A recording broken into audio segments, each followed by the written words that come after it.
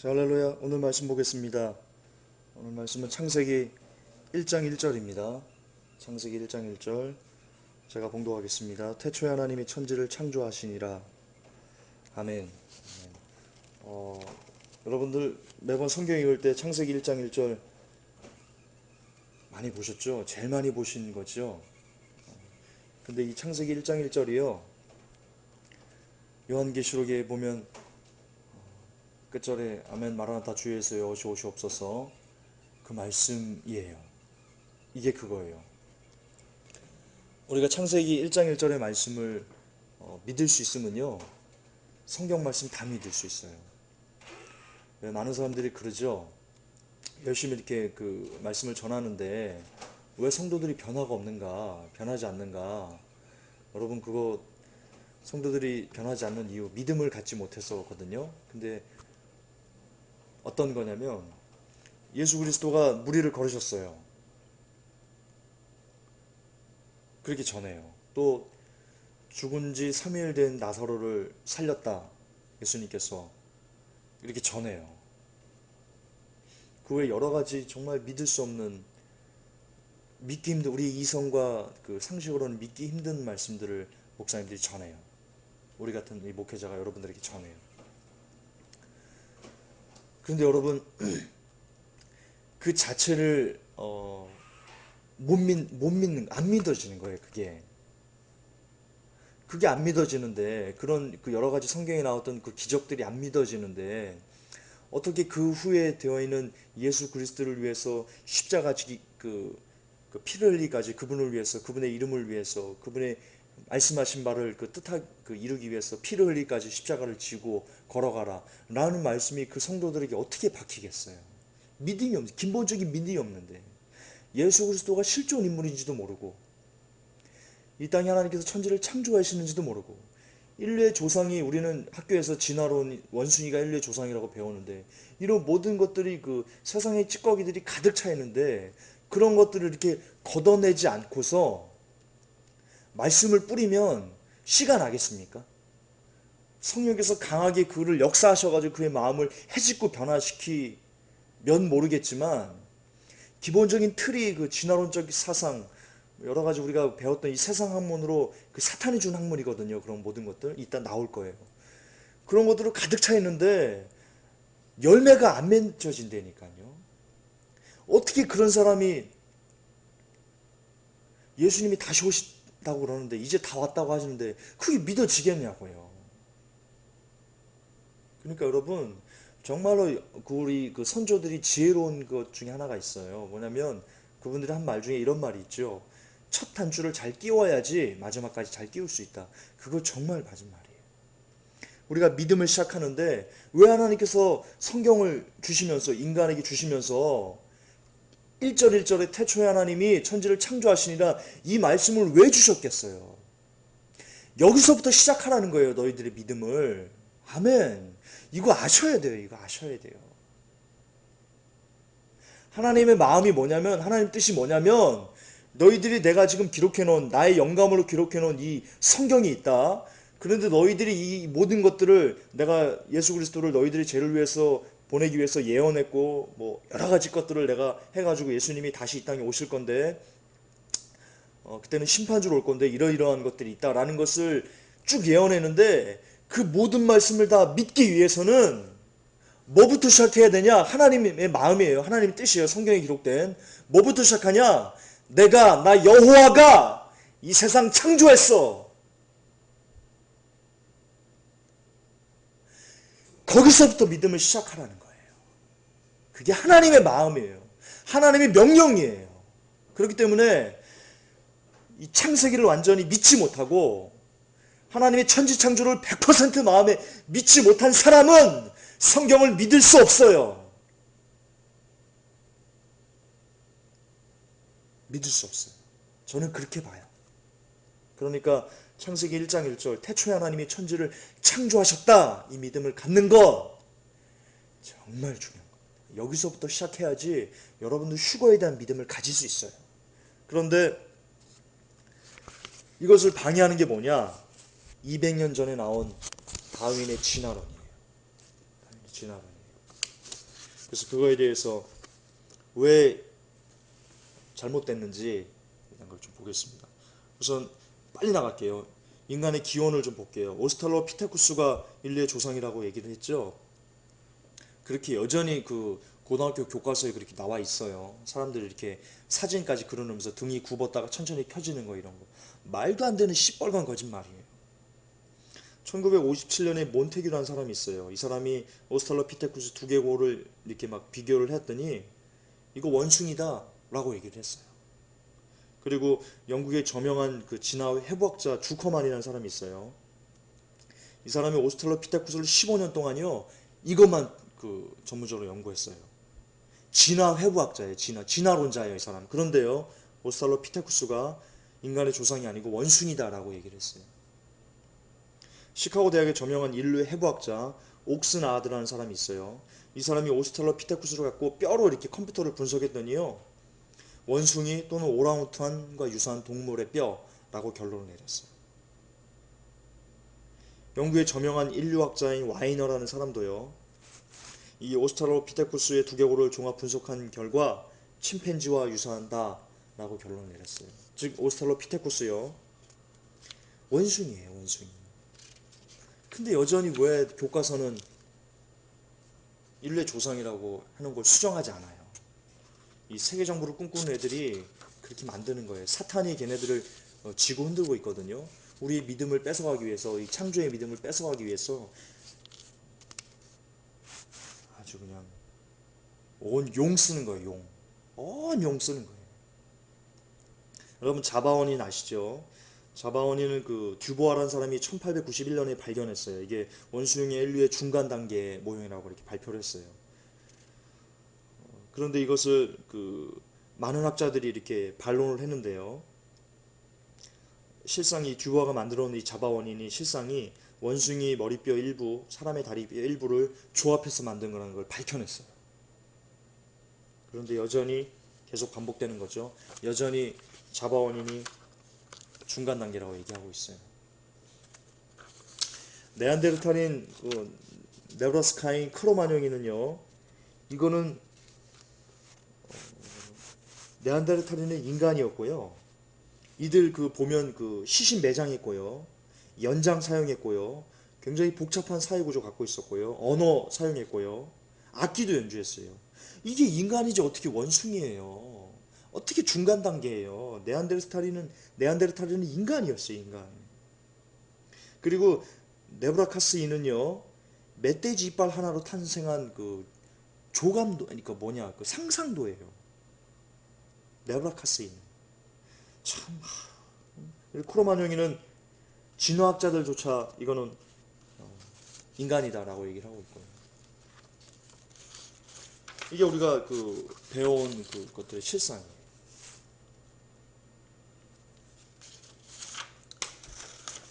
그리고 필트다운인이 있어요. 이거 굉장히 중요하거든요. 왜냐면 이 필트다운인이 1912년도에 발견됐어요. 인간과 원숭이의 중간인데 이게 가장 저거다. 뭐 이게 완벽한 증거다 이렇게 얘기를 했어요. 이것 때문에요.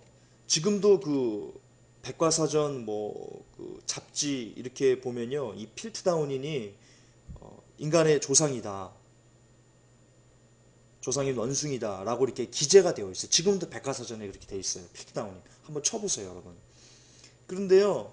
이게 1962년도에 조작된 걸로 공식 발표됐어요. 이 필트다운인 이 뼈를 도슨이라는 사람이 이게 발견을 했다고 나오고 있거든요. 근데 이것 때문에요. 어떤 그 일이 있었냐면 우리가 흔히 아는 그 기독교 최고의 지성이라는 C.S. 루이스가요. 이 필트다운인 때문에요. 진화론을 인정하는 내용의 글을 썼어요. 그리고 웃기죠. 그 카톨릭의 샤르댕 신부라는 사람은요. 뭐라고까지 얘기를 했냐면 이것 때문에 그래요. 이 필트다운인 때문에 얘기를 일으켰어요. 원숭이가 진화돼서 사람이 되었고 사람이 진화되어 원숭이가 되었다. 아니 예수가 되었다. 라고 얘기를 했어요. 그리고 우리 그 보네퍼 아시죠? 디트리트 보네퍼 굉장히 당대에 존경 많은 신학자 중 하나였는데요. 이 사람이 이 필트다운이 이 진화론 때문에요. 창세기를 신화라고 해석을 했어요. 이런 일들이 있었어요. 근데 이게 어떤 그 사기극이었는지 알아볼게요. 이 도슨이라는 사람이 두개골 조각과 턱뼈를 이렇게 갈았어요. 줄로 갈고 크롬으로 도색을 했어요. 그리고 발표한 거예요. 그래서 그 여러 사람들이 이 도슨이 발견한 이거를 1913년에 그 알렉스 하드리카라는 사람이 내가 연구했더니 이거 턱뼈와 송곳니는 침팬지 거였어 라고 발표했고요. 1916년에는요 그 이 이빨을 검사한 치의학 그 해부학자가 이빨들이 줄로 쓸려져 있었다고 얘기했어요. 네. 근데 이게 모두 다 무시됐어요. 이 반론들이 그 당시. 그러다가 1962년도에 공개적으로 이거 그 수사를 했어요. 공개적으로. 그랬더니 그 여러 뭐 불소 실험도 해보고요. 그리고 뭐 여러 가지 그 부가적인 실험들을 이렇게 했더니 아까 제가 잠깐 말씀드렸죠. 중크롬산염에 그게 염색이 되어 있었고요. 줄로 이렇게 뼈가 쓸려져 있었고요. 그렇게 됐었어요. 그래서 이거를 그 당시 1955년도에 수사 책임자였던 그 바이너라는 사람이요. 이 도슨이 의도적으로 자신의 명성을 높이기 위해서 사기극을 시작한 거다. 이건 이 필트다운이는 사기극이다라고 이렇게 땅땅땅 재판으로 끝내버렸어요. 그런데 여전히 교과서에는 이게 가장 강력한 그 인간과 원숭이의 그 중간 단계다라고 기록되어 있고 알려지고 백과사전에도 이렇게 기록되어 있어요. 참 웃기는 일이에요. 어떻게 그러니까 믿기 싫은 거예요. 이런 증거들이 있는데 사람들이 믿기 싫은 거예요. 왜냐하면 이게 아니다라고 해버리면 이 세상에는 창조 아니면 진화밖에 없어요. 중간은 없어요. 창조 아니면 진화밖에 없어요. 그러니까 진화가 거부되면 부인되면 창조가 맞는데 창조가 맞다면 하나님이 맞는 건데 하나님 말씀이 맞는 건데 하나님의 말씀에 우리의 삶을 그들의 삶을 비춰보면 다 죽는 거예요. 그러니까 믿기 싫은 거예요. 그러니까 여전히 증거가 있음에도 불구하고 받아들이지 않는 거예요. 사람이 나쁜 거예요.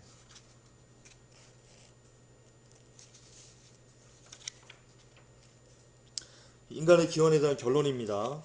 오스트랄로피테쿠스 원숭이, 자바원인 원숭이, 네안데르탈인 크로마뇽인 원숭이, 원숭이에서 사람으로 넣어놓은 중간 단계 가서가 없어요.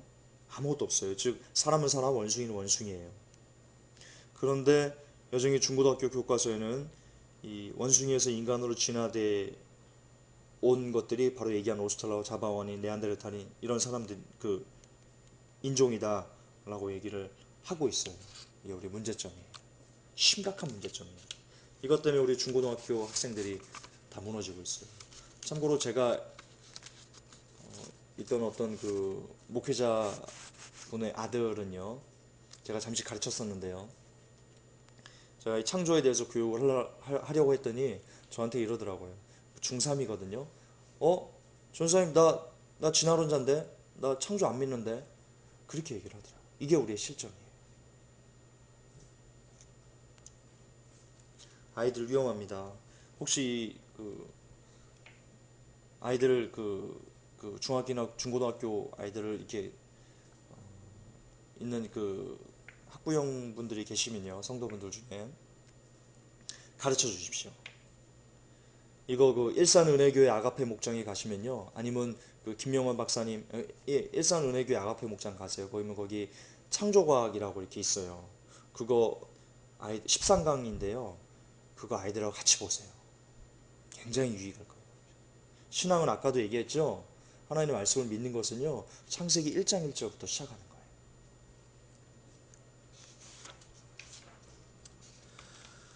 거예요. 여러 가지 그 진화에 대한 그 거짓들이 많아요. 밀러의 실험 잠깐 볼까요? 교과서에 나온 그 지금 고등학교 교과서에 나온 그 진화론에 대한 그 허구만 제가 보는 거예요. 밀러의 실험은요, 메탄과 암모니아, 수소 등의 유기물을 넣고요.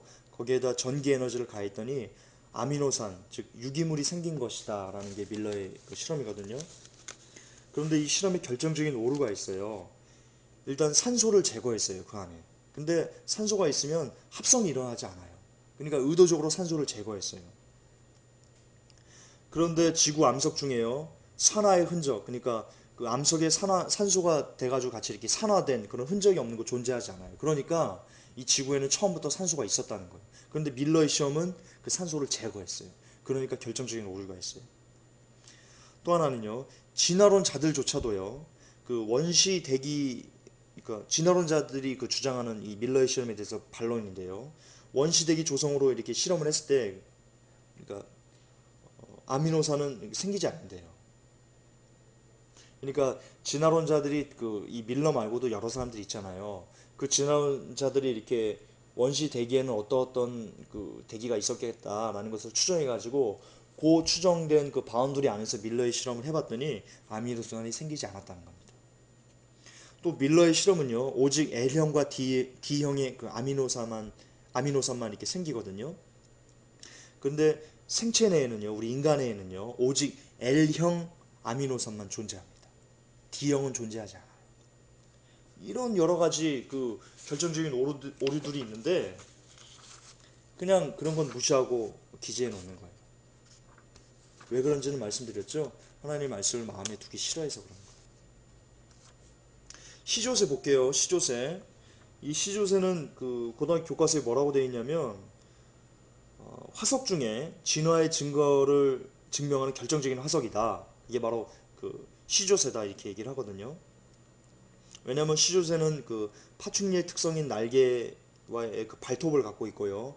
부리의 치아 형태가 있고요. 그래서 이게 그 파충류에서 조류로 진화하는 중간 단계구나 라고 사람들이 얘기를 했대요. 그런데 날개의 발톱은요, 타조도 있고요. 부리의 치아 형태 가진 새들 굉장히 많고요. 또한 시조새는 완벽한 새의 날개를 갖고 있는 완전한 새고요. 시조새가 발견된 지층보다 더 오래된 지층에서요, 새가 발견됐어요. 웃기죠?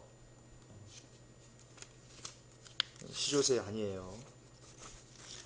여러분 그 교과서에 그려져 있는 헤겔의 그 배아 그 그림이 있어요. 이게 그 1997년 9월 5일자예요. 사이언지에서 그 폭로했어요. 그러니까 헤겔의 배아 그림을 보면 여기 보시면 알겠지만 그림이 그 뭐 거북이, 닭, 뭐 플래시 그러니까 그 피쉬, 생선, 휴먼 이런 모든 것들이 처음에 생길 때 그러니까 똑같은 모습이다. 이 보시듯이 똑같은 모습이다 이렇게 나오는데요. 실질적으로요. 그 처음 사람이 생길 때와 그 닭이 생길 때와 물고기가 생길 때 그 모습들이요. 다 틀려요. 여기 보시듯이 다 틀려요. 그러니까 헤겔은 상상도를 그렸던 거예요. 상상도를. 이게 1997년 9월 5일자 사이언스지예요. 헤겔이 거짓말했다, 위조한 거다라고 폭로했어요.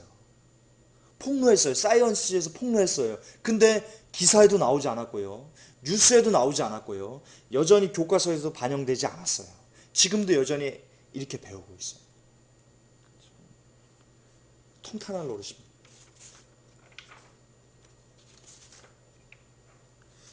여러분 공룡이요. 진화론자들이 얘기하기를 공룡은 백악기, 그 중생대 백악기 마력 그때 나온 거고 우리 인간은 그 신생대에 나왔다 끝물에 이렇게 나왔다 얘기를 하는데요. 그 우리 인간이 출현한 시점과요 공룡이 살았다는 시점이요 너무나 많이 그 시간적인 차이가 있어요. 그래서 진화론자들의 주장대로 얘기를 하면요. 공룡은 이미 그 중생대에 살다가 다 죽어서 화석이 됐고요. 그리고 나서 뭐 수억 년이 더 지난 다음에 인류가 태어난 걸로 이렇게 진화론자들 얘기를 하고 있어요. 그렇다면요. 많이 봐줘도요. 절대로 인간과 공룡은 그 동시대에 이렇게 존재할 수 없어요. 그런 증거들이 없어야 돼요. 그렇잖아요. 그렇게 많은 시간이 차이가 있는데 어떻게 같이 한 곳에 존재했다는 게 증거로 남을 수가 있어요. 그런데요, 인간과 공룡이 같이 살았다는 증거가요, 너무 많아요. 화석으로도 있어요. 어떤 화석이 있냐면요, 공룡 발자국이 있어요. 이렇게 세 발자국, 큰 공룡 발자국이 이렇게 있어요. 그 공룡이 밟고 지나간 그 자리에 사람이 밟고 지나간 샌들 자국이 이렇게 있는 그러니까 공룡의 발자국과 그 안에 사람의 샌들 자국이 같이 있는 이렇게 겹쳐진 화석이 발견되었어요. 어떻게 이런 게 가능해요? 얼마나 많은 그 공룡과 인간은 그 차이가 있는데요. 그것뿐이겠습니까? 여러분 놀라지 마십시오. 1925년에요. 이 사진 보이죠? 1925년에 캘리포니아 몬테레이만에서요, 공룡의 사체가 발견됐어요. 그림 보듯이 목 길이만 6m예요. 거기에 사람들이 이렇게 5명, 6명이 이렇게 서가지고 사진 찍은 거예요. 1925년에. 이거를 그 유명한 박물학자예요. 이 동물의 사체를 그 조사해 본 결과 E.L. 웰스라는 사람이요. 이거는 그 고래가 아니고 공룡인 플래시오사우루스가 확실하다고 결론을 내렸어요. 그런데 이 결론을 이렇게 내린 것까지는 좋아요. 근데 이 사람이 E.L. 웰스라는 사람이 어떻게 얘기를 했냐면 그동안 바닷속에 얼음으로 얼어 있다가 날이 따뜻해지면서 녹아가지고 밖으로 나온 거다라고 얘기를 했어요. 여러분 그게 말이 됩니까? 아무리 바닷속에 얼음으로 있다고 해도 어떻게 수억 년을 그렇게 얼음으로 올라오지 않고 있다가 이제 와가지고 녹겠어요. 말이 안 되는 거예요. 말이 안 되는 거예요. 그게 그 시간이 적습니까? 말도 안 되는 걸. 정말 여러분 그 창조론을 믿을 때 믿음이 필요한 게 아니고요. 진화론을 믿는 거 그게 진짜 엄청난 믿음을 필요로 하는 거라니까요. 진화론 믿으려면요. 정말 믿음 중에도 그런 믿음이 없어요.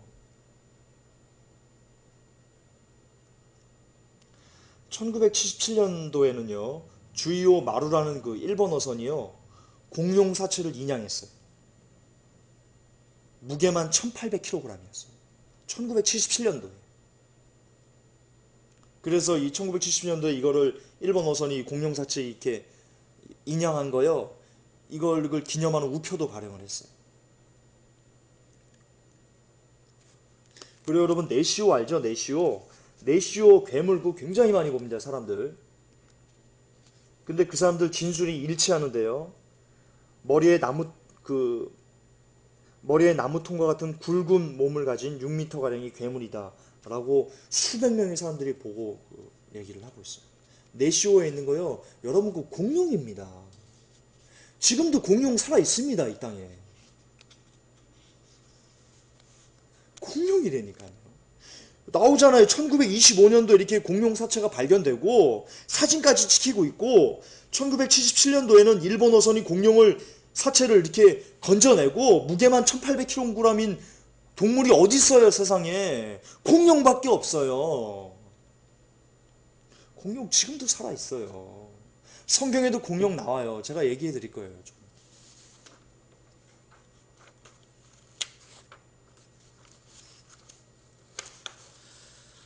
아,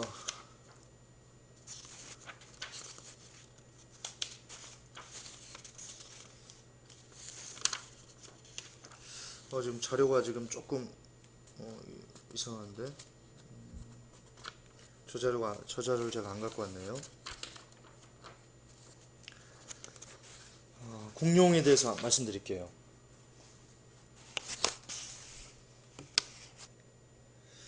주여 왜 이렇게 헷갈리니?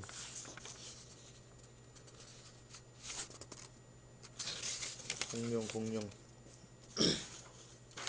욥기 40장 15절입니다. 욥기 40장 15절. 여기 보면요. 하마라는 단어가 나와요. 하마. 욥기 40장 15절에 보면 이 하마의 그 원어는요. 베헤모트라고 기록되어 있어요. 그것은 그 현대어로는 해석이 안 되는 고어입니다. 현대어로는 해석이 안 되는 고어예요.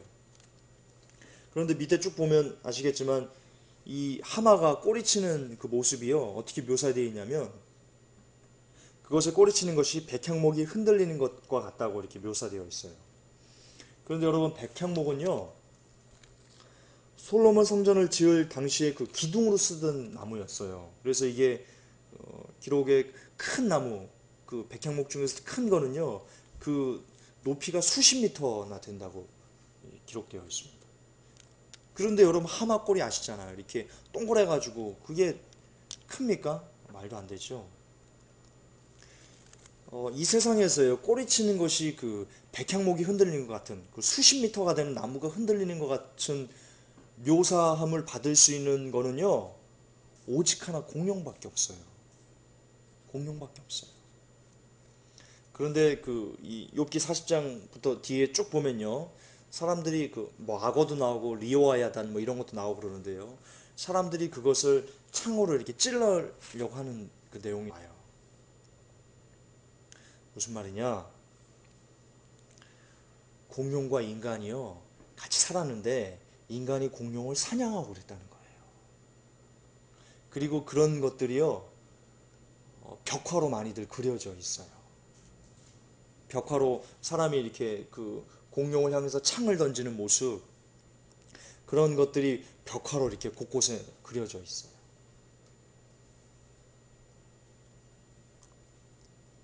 여러분, 공룡과 인간 같이 살았습니다.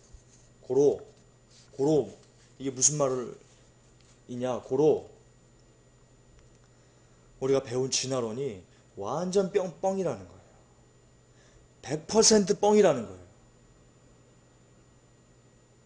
이게 또 뭘 의미하냐면요, 우리는 지금 현재 그 200년 전 그 진화론에 기인한 믿음을 갖고 그 기초로 만들어진 과학, 그 기초로 문학이 만들어졌고요. 그것을 기반으로 해가지고 뭐 인류학이 만들어졌고요. 그것을 기반으로 해가지고 여러 가지 다채로운 그 우리가 지금 이 땅을 살아가는 것들이 만들어졌어요. 무슨 말이냐?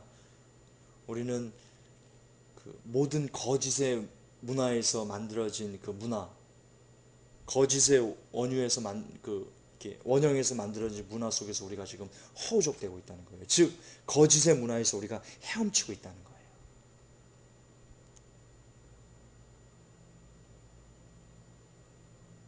심각한 거예요.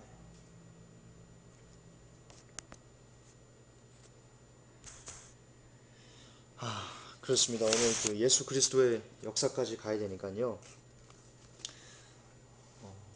자, 이제 그 창세기 1장 1절을 이제 그래도 좀 어느 정도 이렇게 마음으로 좀 받으셨는지 모르겠는데요. 성령께서 기도하십시오. 이거를 저한테 들어도요, 성령께서 그 마음에 감동을 주시고 마음을 열지 않으면요, 이것이 한 귀로 듣고 한 귀로 빠져나가 버립니다. 이런 거예요. 예수 그리스도께서 나사로를 살렸어요. 나사로야 나오라 그랬더니 지 3일 된 사람이 나와서 그 수족을 동인처럼 나와가지고 그 수족을 풀어내라 그래가지고 이게 걸었어요. 그걸 보고 성경이 뭐라고, 요한복음 11장이 뭐라고 기록되어 있냐면요, 그 예수께서 그 일을 하신 걸 보고 많은 유대인들이 예수님을 믿으니라라고 기록되어 있어요. 그런데 반면에는요, 뭐라고 기록되어 있냐면요, 또 일부는 그 예수께서 하신 그 일을 그 보고 대제사장이 가가지고 그 바리새인들이 가가지고 고자질했다고 성경에 나와요. 그러니까 지금 성령께서 여러분들을 붙들지 않으시면 어떤 진리의 말씀을 들어도요, 어떤 그 명확한 진화론을 완전히 끝장내버리는, 완전히 새빨간 거짓말이라는 것을 사실을 들어도요, 여러분, 그게 눈의 비늘이 벗겨지지 않아요. 마치 1900년도에 1970년인가요? 80년인가 제가 잘 기억이 안 나는데, 이런 사건이 하나 있었어요. 진화론자들이 전 세계에 있는 모든 유명한 진화론자들이 모여가지고 토론을 했어요. 진화에 대해서. 왜냐하면 진화를 반박하는 여러 가지 자료들이 너무나 많이 나오니까 이게 토론을 했어요. 그러면서 뭐라고 결론을 내렸는지 아세요? 잘 들어보세요, 여러분. 뭐라고 결론을 내렸냐면, 진화론, 다윈의 진화론 잘못됐다. 그렇게 얘기했어요, 실질적으로. 그런데 뒤에 말이 더 가관이에요. 분명히 지금까지 나온 것 중에 그 다윈의 진화론이 잘못됐다 라고 이렇게 부정하고요. 그 부정함으로 이제 그러면 창조가 맞다 이렇게 돌아가지 않고, 그들이 그러나 우리가 발견하지 못한 여러 가지가 있을 것이다. 진화는 맞다. 단지 우리의 지식과 우리가 발견하는 그 어떤 이것들이 부족하기 때문이다. 이렇게 결론을 내렸어요. 그러니까 다윈의 진화론이 틀린 거는 맞는데, 하지만 진화는 맞다 이거예요. 그걸 우리가 지금 발견하지 못하고 있을 뿐이라고 그렇게 얘기를 했어요. 사탄이 완전히 잡아버린 거예요. 그러니까 증거는 막 반박을 하니까 막 화석으로 나오고 뭐로 나오고 막 이렇게 막 반박이 되니까 어떻게 이제 그 버텨낼 수 있는 재간이 없는 거예요. 그러니까 인정을 하는 거예요, 일단. 그래, 알았어. 맞아. 니들 의견이 맞아. 니네 창조론자들 니들 의견이 맞아. 니네 과학자들 니들 의견이 맞아. 다윈의 진화론 틀려. 하지만 진화는 맞아. 그거를 우리가 밝혀낼 거야. 우리 후세라도 그걸 밝혀낼 거야. 라고 얘기를 한 거라니까요. 이거 얼마나 미련한 거예요.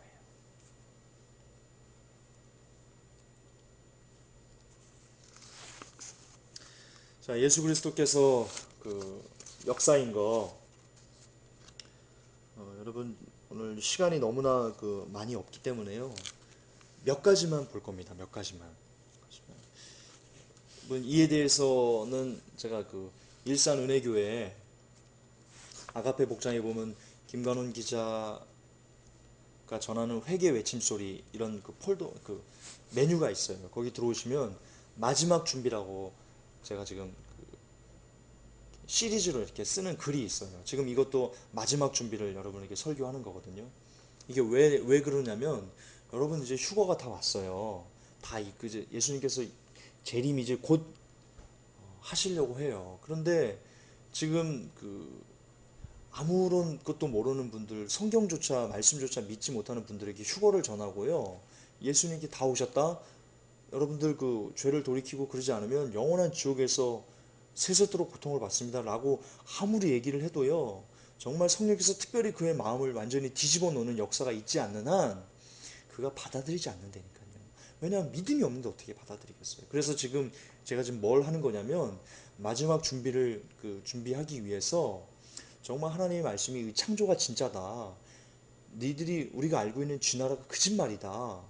정말 하나님께서 태초를 창조하셨다. 하나님께서 태초를 창조하셨으면 그분이 말씀하신 이 성경에 기록되어 있는 모든 말씀은 다 진짜다. 다 이루어질 수밖에 없다. 라는 것을 알려주고자 하는 거예요.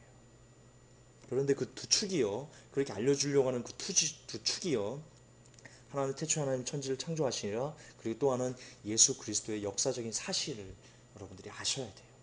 그 두 개가 여러분들의 믿음을 지탱하는 큰 두 개의 축이 되는 거예요. 왜냐하면 성경은요, 예수 그리스도를 예표했고, 예수 그리스도가 오셨고, 우리 죄를 도말하셨고, 그리고 다시 오셔가지고 우리를 심판하는 것. 계속 그거 예수 그리스도 그게 성경이에요. 그렇기 때문에 예수 그리스도의 실존을 모르면 성경이 이해도 안 되고 믿어지지도 않고 알 수도 없고, 그렇게 해서 믿지 못하니까 지옥에 가는 거예요.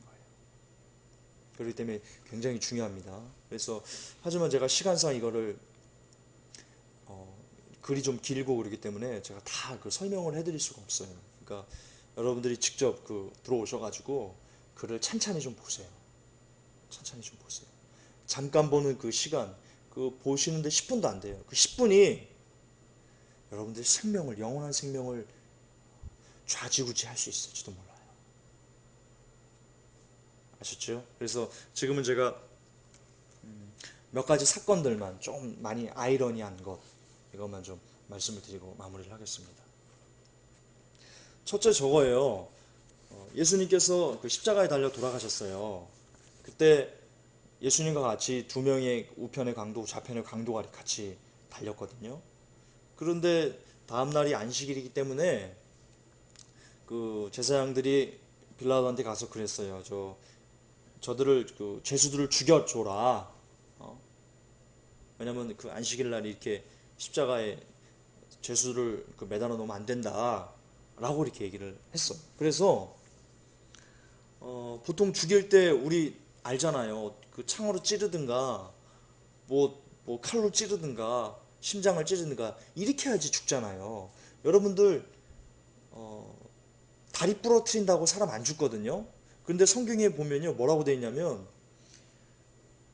죽이는데 그 죄수들 죽이는데 어떻게 죽이냐, 그들의 다리를 부러뜨려 가지고 죽인다고 나와 있어요. 그거 이상하지 않아요? 저는 많이 이상했어요. 근데 비밀이 있어요. 어떤 비밀이냐면요, 1968년도에 이렇게 그 십자가에 달려서 죽은 것 같은 그 미라를 하나 발견을 했어요. 그래서 이 해부학자들이 그를 이렇게 그 검토를 해봤더니 어떻게 십자가에 달리는 사람들이 어떤 고통을 받고 어떻게 죽는지를 이렇게 시뮬레이션 할 수 있었어요. 뭐냐면 일단 못을 박아요. 손바닥에 못을 박으면 이게 그 몸의 무게 때문에요, 손바닥이 이렇게 쫙 찢긴대요. 그게 엄청나게 아프다 하네요. 찢기면서 몸이 이렇게 밑으로 축 꺼진대요. 그러면 축 꺼지면 이 안에 횡격막이 그걸 누린대요, 몸이. 그래서 숨이 막혀온대요. 그래서 이걸 숨쉬기 위해서 몸을 이렇게 무릎을 이렇게 쭉 피면 밑에 그 발목에 그 발 뒤꿈치를 관통해 가지고 못을 박아 놓거든요. 그러면 그게 못이 이게 쭉 뒤꿈치로 쭉 들어가는 거예요. 이렇게 숨 쉬려고 이렇게 몸을 들 때마다 그러는 거예요.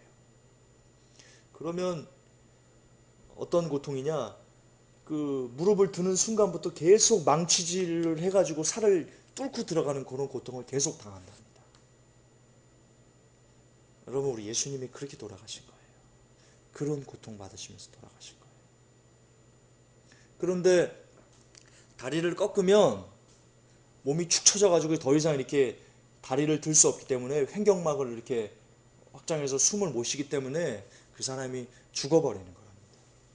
그래서 십자가 달린 사람들 다리를 꺾는 것보다 더 정확하게 죽일 수는 방법이 없다 하더라고요.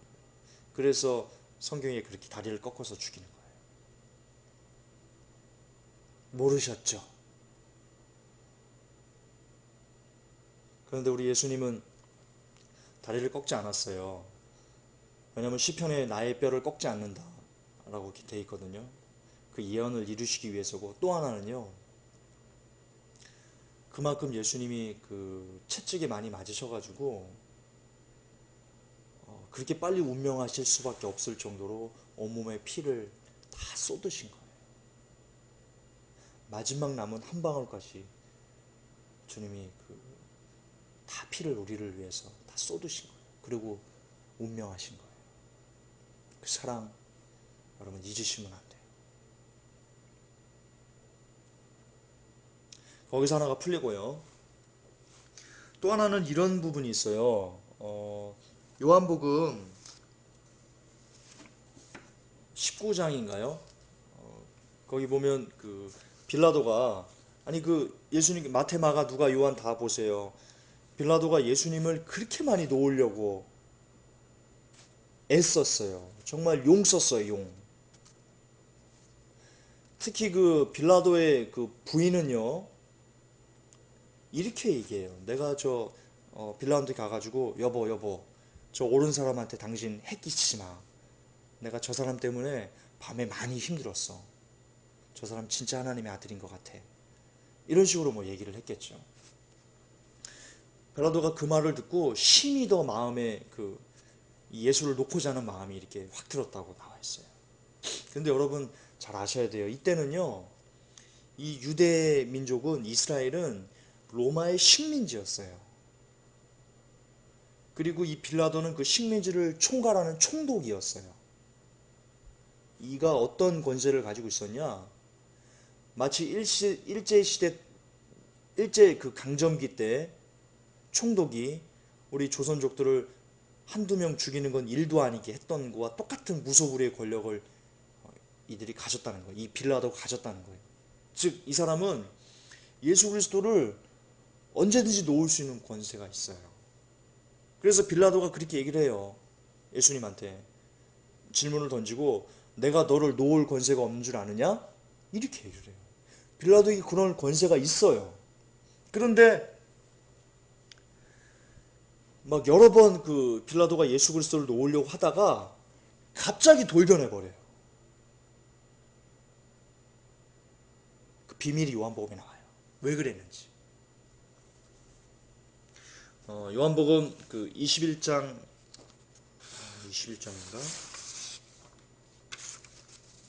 요한복음 19장 그 12절에요. 이렇게 나와요. 이러함으로 빌라도가 예수를 놓으려고 힘썼으나 유대인들이 소리질러 가로되 이 사람을 놓으면 가이사의 충신이 아니니이다. 무릇 자기를 왕이라는 자는 가이사를 반역하는 것이니이다. 13절에 빌라도가 이 말을 듣고 예수를 끌고 나와서 박석이라는 곳에서 재판석에 앉았더라 라고 이렇게 돼 있어요. 뭔지 잘 모르시겠죠?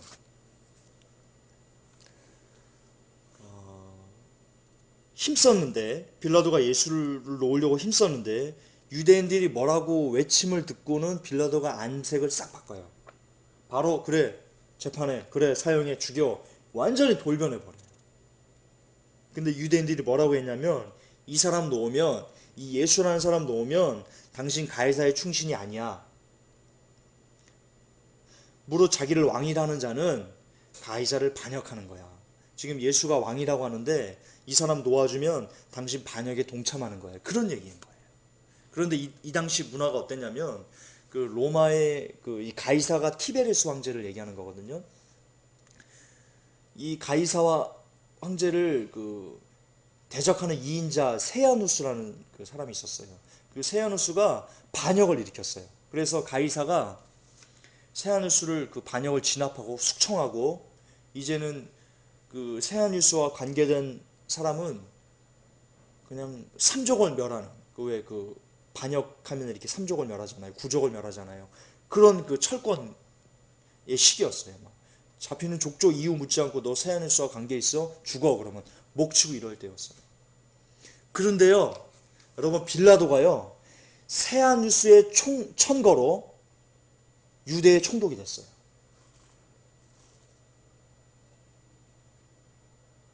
그래서 빌라도가 그 당시 막 두려워서 막 벌벌벌 떨고 있었어요. 왜냐하면 세아누스의 천거로 유대 총독이 됐다는 거는요, 세아누스하고 빌라도가 친하다는 거예요.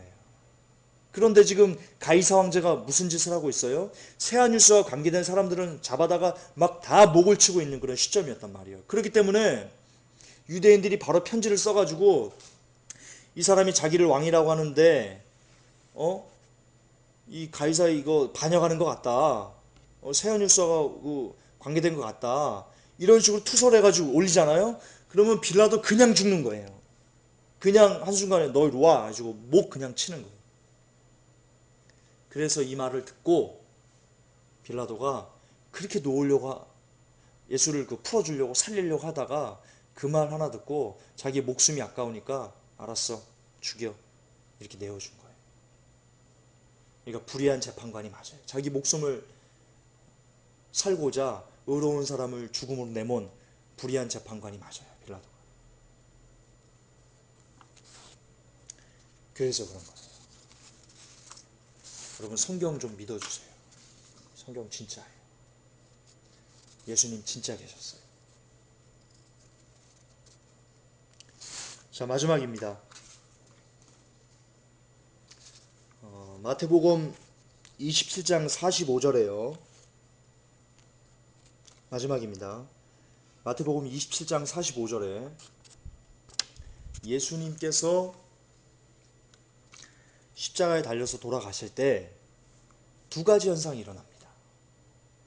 첫째, 제 육시로부터 온 땅에 어둠이 임하여 일식이 일어나요. 일식이. 그리고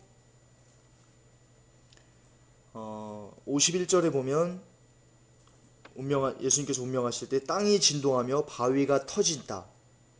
그러니까 지진이 일어납니다. 이런 자연현상들이 일어났다고 마태복음에 기록되어 있어요.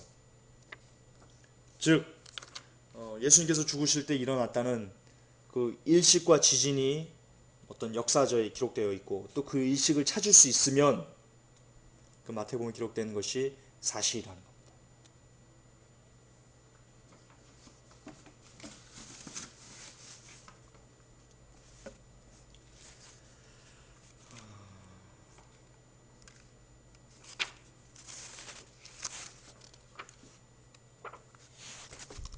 볼게요. 제가 자료를 좀 더 좀 잘했어야 했는데. 먼저 미국의 그 고다드 우주 비행센터라는 미 한국 우주국 나사가 이용하는 그 프로그램이 있어요. 고다드 우주 비행센터 GSFC라는 그런 건데요. 그것이 그 일식 월식을 이렇게 찾아낼 수 있는 그 프로그램이에요. 그런데 그것을 이렇게 삥삥삥삥 돌리니까 어, 예수 그리스도가 죽었을 시점이 우리가 그 서기 33년이라고 보이거든요.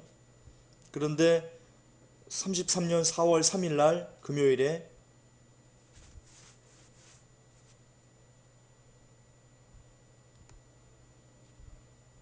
여러분 우리가 봤던 그 마태복음에서 나왔던 하늘이 어두워지는 그런 현상이 일어났어요.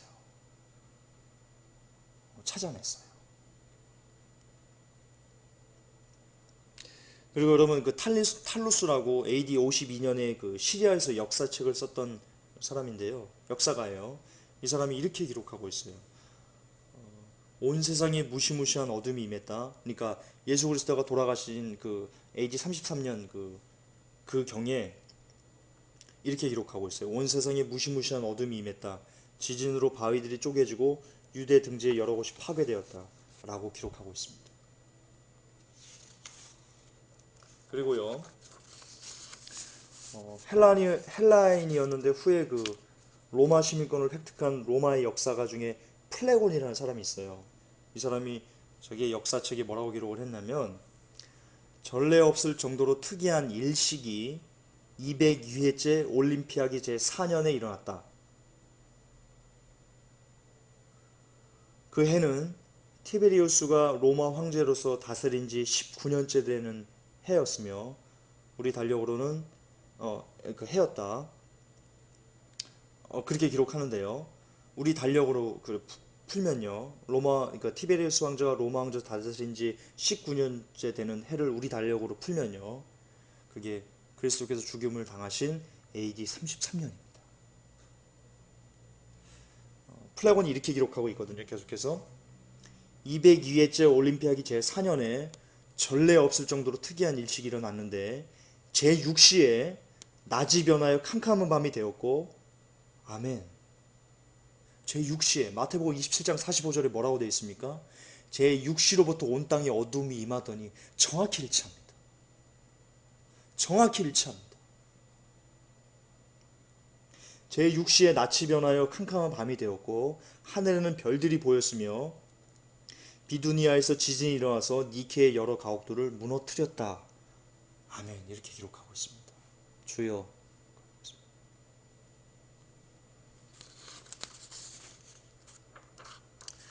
여러분 그 기독교 저술가인 터툴리안이라는 사람이 있어요. 이 사람은 이렇게 얘기를 하거든요. 초자연적인 어둠에 관한 내용이 로마 정부의 공문서들에 수록되어 있었다. 그래서 당시에도 열람할 수 있었다라고 전하고 있는데요.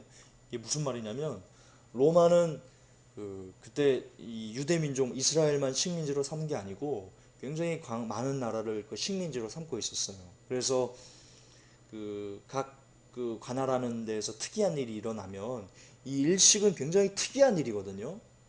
초자연적인 어둠은 그렇잖아요. 일식 그 당시 누가 봤겠어요? 기록으로는 좀 있었겠지만 거의 모르던 거잖아요. 그렇기 때문에 그 초자연적인 어둠에 관한 내용이 로마 정부의 공문서에 이렇게 사람들이 그 로마로 보낼 수밖에 없어요. 그 통족들 빌라도나 또 누군가가 이래 했는데 예수가 그 죽을 때 몇 날 몇 시 몇 시에 이렇게 어둠이 임했다 지진이 났습니다라는 걸 기록해가지고 로마 정부로 보냈지요. 그러니까 초자연적인 어둠에 관한 내용이 로마 정부의 공문서에 수록될 수밖에 없는 거예요. 그리고 수록된 걸 정부 사람들이 당시에 열람했다는 거고요. 그 얘기입니다.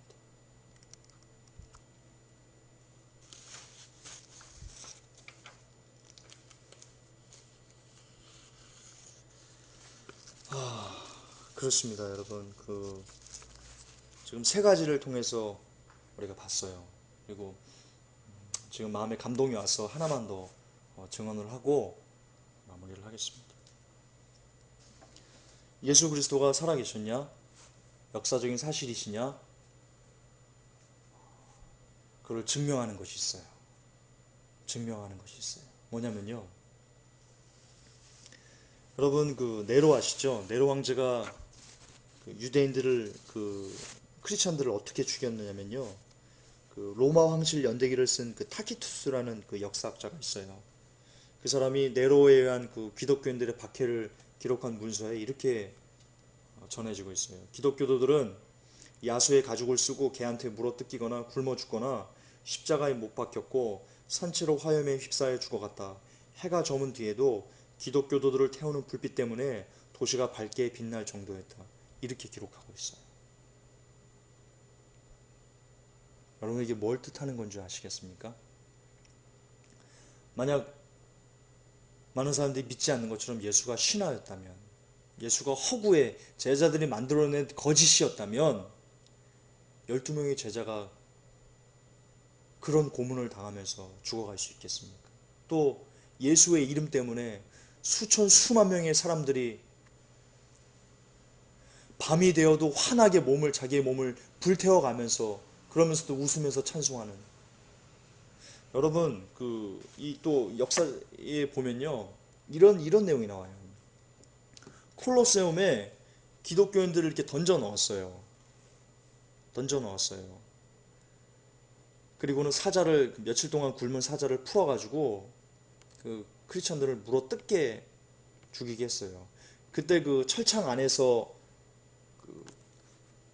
다음 차례를 기다리는 죽음의 사람들이요 뭐라고 돼 있냐면요 찬송 불렀다고 기록되어 있어요. 웃었다고 기록되어 있어요. 그러면서 그 사자에게 물어뜯기는 사람한테 축하한다고, 당신 예수 이름 때문에 그 순교할 수 있는 죽을 수 있는 영광 받아서 너무나 좋다고, 내가 어서 죽었으면 좋겠는데, 그렇게 축하한다고 얘기했다고 기록되어 있어요. 여러분 그게 과연 예수가 허구의 인물이었으면, 실존 인물이 아니었으면, 제자들이 12명의 제자들이 만들어내가지고 퍼뜨린 사실이었으면 그럴 수 있겠습니까? 어떻게 수천 수만 명의 사람이 집단 체면을 그렇게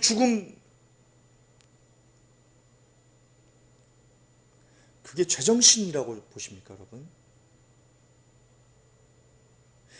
예수가 정말로 십자가에 달려 돌아가시고 죽은 지 3일 만에 부활하시고 40일 동안 사람들에게 보이면서 500여 형제에게 일시에 보이면서 승천을, 고린전서에 나오죠.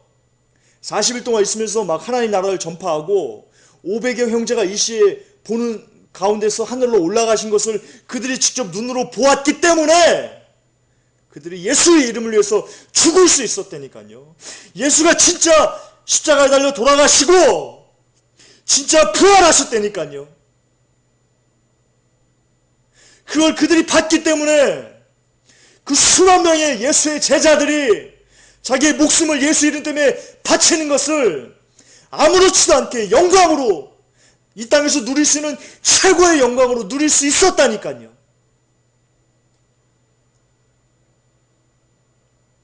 이게 증거예요. 이게 예수가 역사적인 인물인가에 대한 논란의 종지부예요. 여러분 아셔야 돼요. 예수님 부활하셨어요. 부활하셨고 그 부활하신 예수님이 이제 다 오셨어요. 이제 재림하실 거예요. 재림하셔서 우리의 죄를 심판하실 거예요.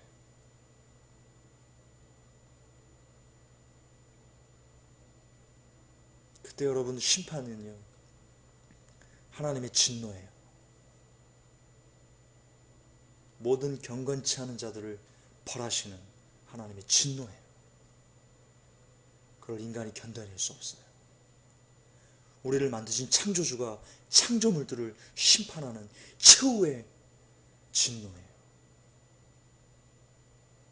거기서 벗어나는 길은 하나님의 천지 창조를 믿고 예수 그리스도가 당신의 죄 때문에 십자가 달려 돌아가시고 우리의 산자의 첫 열매가 되시기 위해서 3일 만에 죽은 자 가운데서 부활하시고 그리고 이 땅에 다시 오셔서 예수님을 믿지 않는 자들을 심판하는, 예수님을 믿는다 하면서도 하나님 말씀대로 순종하지 아니하고 죄 가운데 짝혀서 사단과 함께 살아가는 그 사람들을 심판하신다는 것을 믿는 것, 그리고 그 믿음대로 살아가는 것, 그것만이 하나님의 진노로부터 벗어날 수 있는 유일한 길이에요. 여러분, 이 사실을 믿으셔야 됩니다. 아멘. 정말 예수님의 실존을,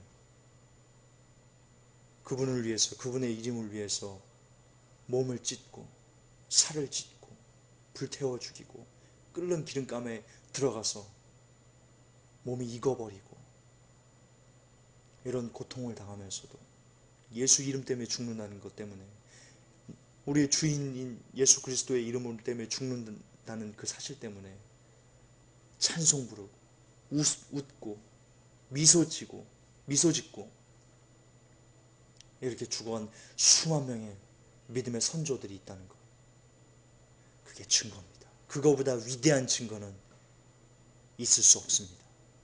어떤 과학적인 사실, 예수가 돌아가실 때 일어났던 일식이 과학적인 근거로 역사책으로 기록되어 있다는 이런 것보다도, 이런 것도 중요하지만 그것보다도 살아서 예수의 이름 때문에 죽어간 수만 명의 믿음의 선조들의 희생, 그 피, 그 눈물, 그 땀, 그게 증거입니다. 여러분, 예수 믿으십시오. 예수는 진짜 살아서 역사하시는 분이십니다. 정말 여러분들의 더러운 죄, 저의 더러운 죄, 어떻게 할 수 없는 그 시커먼 죄를 위해서, 죄가 하나도 없으신 예수님께서 이 땅에 오셔서 그 죄를 위해서 우리의 죄를 지셔서 우리가 받아야 될 하나님의 심판을 대신 예수님이 대신 짊어지시고 돌아가 주신 겁니다. 죽어 주신 겁니다. 그 사랑을 이 시간 마음에 품으시고 다시 오신다 하셨습니다. 또 다시 오실 때 이런 징조가 있다고 그랬는데 그 징조에 비추어 봤을 때 정말 다 오셨습니다. 그분의 다시 오심을 사랑으로, 하나님을 사랑하는 마음으로, 우리 주님을 사랑하는 마음으로 예비하고 기억하고 언제나 늘 그분을, 신랑 되신 예수님을 그리면서 살아가는 여러분들 되시기를 예수님의 이름으로 축복합니다. 아멘. 기도하겠습니다. 전능하신 하나님, 태초에 하나님이 천지를 창조하셨음을 종이 고백합니다. 정말 이 땅에 하나님께서 온 우주를 말씀으로 창조하셨음을 종이 99%도 아니고 100% 하나님 믿습니다. 또 예수 그리스도께서 예언하신 대로 이 땅에 오셔가지고 우리의 죄를 대신 도말하셨음을 99.9%도 아니고 100% 하나님 믿습니다. 그것처럼 예언된 대로 오신 예수님께서 예언된 대로 또한 이 땅을 마지막 날 심판하시기 위해서 오실 것이라는 것을 99.9%도 아니고 100% 하나님 종이 믿습니다. 이 믿음이 하나님 우리 회복교회와 또 하나님이 설교를 듣는 모든 사람들의 공통되는 믿음이 될 수 있도록 주 성령께서 이 시간 우리의 마음을 감동하여 주시옵소서. 감사드리며 예수님 받들어 축복하며 기도 올렸나이다. 아멘.